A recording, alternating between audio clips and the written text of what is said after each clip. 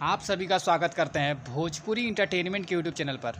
आगे एक बार फिर बहुत ही बवाल और बहुत ही धमाकेदार भैया गाने के अपडेट को लेकर जो अपडेट है भैया अहिरान स्टार टुनटुन यादव जी के बहुत ही बेहतरीन बहुत ही लाजवाब गाने को भैया रिलीज़ कर दिया गया है अब से कुछ देर पहले ही। जिस गाने का भैया नाम है उमर बाटे 17 के। बात की जाए भैया इस गाने की तो इस गाने को भैया गाया है अहिरान स्टार टुनटुन यादव जी ने और उनका साथ दिया है शिल्पी राज जी ने। वहीं पर भैया इस गाने में भैया फीचरिंग करते हुए नजर आ जाएंगी निकिता भारद्वाज जी। तो इस बेहतरीन और लाजवाब गाने को भैया रिलीज़ कर दिया गया है एवरेस्ट भोजपुरी के ऑफिशियल यूट्यूब चैनल पर। तो भैया जितने भी अहिरान स्टार टुनटुन यादव जी के भैया जो फ़ैन है जिन्होंने इस बेहतरीन और लाजवाब गाने को अभी तक नहीं सुना है वो जाएं एवरेस्ट भोजपुरी के ऑफिशियल यूट्यूब चैनल पर जाकर इस बेहतरीन और लाजवाब गाने को अपना ढेर सारा प्यार से दें।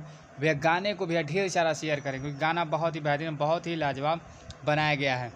तो भैया ऐसे ही भोजपुरी से जुड़ी हुई ताज़ा तरीन खबरों को पाने के लिए भोजपुरी इंटरटेनमेंट चैनल को सब्सक्राइब करना बिल्कुल ना भूलें और भैया बेल आइकन को ज़रूर दबाएं ताकि हमारे चैनल पर जो भी वीडियो अपलोड हो उसका नोटिफिकेशन सबसे पहले आप तक पहुंचे। तो फिर मिलेंगे हम ऐसे ही बवाल और धमाकेदार अपडेट को लेकर।